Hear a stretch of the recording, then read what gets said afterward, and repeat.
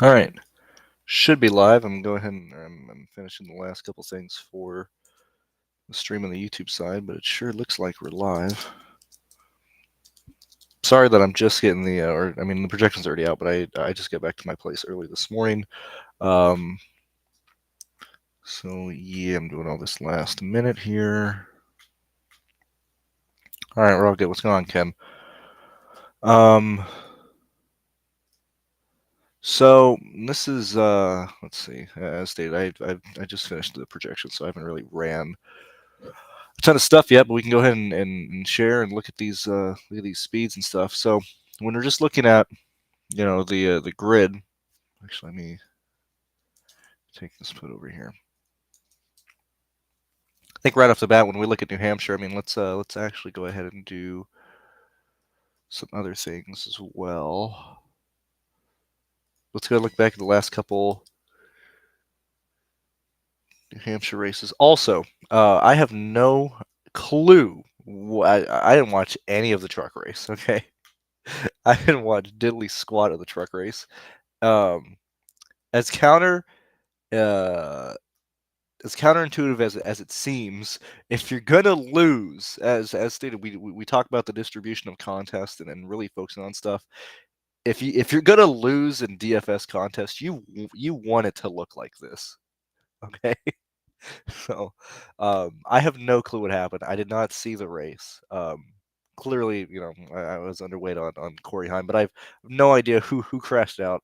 I don't know what happened. All I know is this was I checked in post race and saw this. But let's go and look at the last couple of New Hampshire races here in the next gen car and stuff, and get a feel for the amount of laps led and stuff that we're expected to see. I mean, obviously, we're gonna have people most likely controlling this race here, but let's go ahead and look really fast. Let's look at the last, see last three. We've seen that Toyota's been pretty dominant, but I'm not really concerned about that. 149 for Bell, 53 for Reddick, 1943 for Denny. Look back, a lot of yellows. This is last year's race. A lot of yellows late in this race, man. That's pretty huge of a Cup Series race to have 30% ran under yellow, especially when we have 300 laps. That's actually pretty nuts. Game 4, 254, Truex again. But the fact, let's see, stage 2, we still have yellows in this race. Interesting. 174. Interesting. What's going on here? So when we're looking at the race, at least today, obviously we don't have any Toyotas up front other than Reddick and stuff, but I'm fairly okay with the amount of speed. Now, yet again, I mean, this is just all the laps together, right? I'm not really concerned about, especially with the amount of times they pitted or whatever, but I'm pretty okay with expecting Blaney and Logano to be lap leaders. Specifically, Blaney. I think Blaney should, across the board, probably be the favorite to lead laps in this race, just given the fact of how fast and how consistent they've been. We've talked about it, whether it's intermediate, short tracks, or whatever. Blaney is pretty much, you can just sled him in for like fourth or third best car on every week in and week out slate, or week in and week out race. When we're looking at this here, I know Ken mentioned McDowell. Let me look at this stuff in more detail, because I've ran my stuff, but I don't exactly know where I'm at in terms of these 5K guys. So clearly, based on my projections, I like Logano, I like Blaney. I don't think that's really anything to be crazy about. Obviously, from a raw point perspective, obviously Elliott and Briscoe and Bell are going to look right at a value, right at a 5x play, but you're going to need them to do substantially more, especially when you have to project either Logano or Blaney. I think realistic projection for both these guys is probably 50 laps led each, but I would not be shocked, and if anything, I would probably prepare for one of these guys to lead like 140, 160 laps in this race. But in terms of the for what it's worth, Ken, running 70 lineups or so today. I have 20% of McDowell at the moment. especially for at least what I'm trying to do now is like, oddly enough, NASCAR. Uh, haven't had my win this year or whatever. So I'm like, okay, let's do embrace a bit more MME stuff. So that's kind of why I'm answering more from an exposure rate. Cause I'm just trying different things to see if I can get back to doing literally anything in NASCAR. Because oddly enough, this has been one of my worst NASCAR seasons, and it's been literally the best DFS season of my life. And I've not been outside of the plate races. I have not had a good season in NASCAR. A lot of close situations. I just haven't won a contest yet. I will say I don't know if you need a lot of 5K plays today. I mean, I know you're talking McDowell at 59, but I mean, I'd prefer building and using people like Hocevar and Bowman at 72, and then specifically Bowman at 68 with how well he qualified. I mean, we have Busher at 77, we have Keselowski 76 already starting the top half of the field. We have Zane and Haley pretty much identical plays at pretty much identical pricing in a much safer situation than where McDowell is. I mean, if you like McDowell, Haley's in the same car, Kosor's in the same car. I'd prefer Haley over McDowell in a race like this.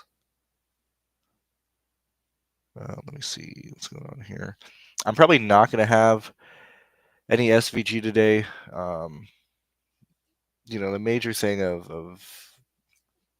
MME, which is at least new for me for NASCAR, is so I'm not really hand building stuff. I do have to go in and I don't like SVG, and it's going to give me like 13% SVG, which I don't really see the reason why. I do want to mention, at least when we look at ownership, because Sheets' ownership is up, it seems to be pretty spread out in the middle of the pack right now. So obviously Blaney's projected to be the highest owned, but there's a lot of guys who are pretty evenly projected, and that's Elliott, Logano, Bell, Larson, William Byron, Hamlin. We're expected to see a lot of people owned in the 20s today, specifically probably like low 20s, high teens ownership stuff. And really, if you take out Blaney as like the presumed dominant favorite in terms of both DraftKings points and ownership, it's pretty spread out today. I don't know if we're going to get a lot of duplications. Now, what that does mean is I probably don't want to take stands unnecessarily on people, even if they look pretty decent in my stuff. Now, granted, last week, Gibbs looked amazing, but I don't really have anybody like that specifically in my stuff this week. I mean, you do have people like Nemechek who are probably going to score decently well. I mean, Gibbs, right at value again, but yet again, Chris Buescher, Keselowski, it really does seem like a good majority of the plays that you want to do, specifically focusing on potentially playing two 10K guys, specifically playing these two 10. Actually, let me back up. I like Logano and Blaney in the 10K range much more than Briscoe and Bell in the 10K range. Now, that's not saying that you can't have one and the other, but I think in lineups, I would prefer the potential laps led and the pit road advantage that Logano and Blaney have over Briscoe and Bell, because even where I'm at, I think even if Briscoe and Bell, despite the fact that Joe Gibbs has had tremendous track history here as of late, I would just be really concerned about them losing the lead on pit lane and getting stuck in dirty air. And even in situations if Briscoe or Bell, where we're coming down, entering stage 3 or whatever, and they're in like 6th or 7th, I just think that the Penske road crew and their pit road selection is going to be much more valuable than any potential speed that Briscoe and Bell might have. So if you have an opposite take of that, you probably want to play a lot more Briscoe and Bell and then just hope the early laps don't even matter. I think that'd probably be the better way to take advantage of that. But I like Logano and Blaney today, and I expect to play quite a lot of them paired up together. Same thing with not even the same thing, but like I really like the 7K range today. Parise, Busher, um, Savar, Bowman. I mean, hell, even Kyle Busch, Cindric here. Um, like you don't really like, as stated. I mean, Elliott should be the second highest owned guy today, but I just don't think you really. I guess you could fit him in. He's 92. Um, I don't know. Like, I just think you're kind of straight up eliminating a lot of the 10K range, and then the slate kind of becomes easier to build with for my stuff because, like, we have 1, 2, 3, 4, 5, 6 people in 10K range, and I'm only most likely going to be playing. The vast majority of my stuff is going to have Blaney and Logano, so I'm just not even really touching the 10K range out of those guys. Okay, so because of that, you have only 30 players left. So I guess, yeah, that makes sense to probably have quite a lot of Elliott, but you can very easily have a lot of good lineups today that are using, the 8 and 7K range with the amount of safety net that these place differential plays have. Hell, you can even argue all the way down to, Jones, Nemechek, even Dylan. A lot of safety net in the 6 and 7K range. Um, Obviously, these are the people that we kind of want to target here. We don't really need to be taking, a ton of value plays today. Like, let me look at my stuff, but I just don't think early on I'm using a lot of, yeah, like like my stuff seems to really like Nemechek is like the cheapest guy I'm going for a majority of my stuff today. I also don't I would also not I don't think we need to use max salary today. Not that that's really ever a concern, but in terms of duplication factor and where the ownerships are at, the expected ownerships for players and stuff, I don't think duplication is going to be a big issue. I do think it might you might run into a situation where it's much more prevalent at a full 50,000 spent. Um, but a lot of my stuff is not using 50,000 at all. It's a ton of 49. Um,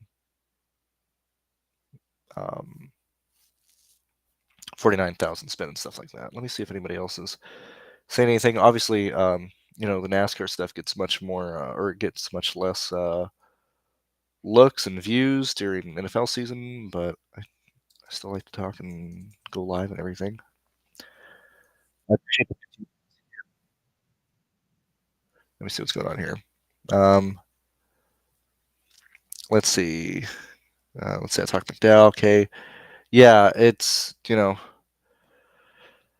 yeah, Truck City Xfinity have been a lot more fun. The Cup, like, I mean, I think back at like Dover and stuff when like Chastain fucking crashed with like 8 to go and then it rained. Like, um, obviously, I mean, the plate races have still just been printing money, and like if there wasn't any super speedway stuff, I would probably be in the hole for NASCAR this year. I think I'm still up a quite significant amount just from the plate races themselves, but like this has been a terrible DFS year. What's going on, AD? Hope you're doing well. Um, actually, I don't know if you've heard about it. Bubba has to retire. Um, I fully expect the Bubba Wallace retirement tweet now that SVG out qualified him to appear very very soon. So, uh, you know, shout out to Bubba Wallace and his Hall of Fame career. He'll be joining Wendell Scott, first ballot Hall of Famer, and he'll probably be put in the Hall of Fame, before he's even eligible. They'll probably just, shove him in there before DEI is completely banned. um, but man, you know, I like Blaney and Logano a lot today, and I really like, as stated, Joe Gibbs has had a really really good track history here as of late. I really don't like to look at any Gen 6 data, but just, everybody knows that Logano has been pretty good at um, Loudon. Um, but yeah, I just I like Logano and Blaney. I will admit, I haven't, I just got home today. I haven't watched practice. This will probably be one of the first races that I didn't get to watch any practice, nor did I get to keep up with any news that may have happened in practice. Um, but since we didn't have any massive wrecks or anything, I think we're fine. And I think just looking at the practice data is fine enough. As it is, shout out to Barry for having a terrible round one, and I really wanted SVG to get in this round, and I really wanted him to compete for the championships. That really sucks. He just had to get to this round, and he'd survive. Let's see. I do believe that's it. I don't really have anything else to say. Sheets' projections are up. My projections are up. And then obviously in an hour and 15 minutes, Sheets and Bobby will be talking about the NFL slate. Usually I'd be selling stuff, but I'm not gonna annoy you guys with that. This time around, if you want SaberSim, you can get it through us. But you guys know the drill. I think that's mainly it. Do we show?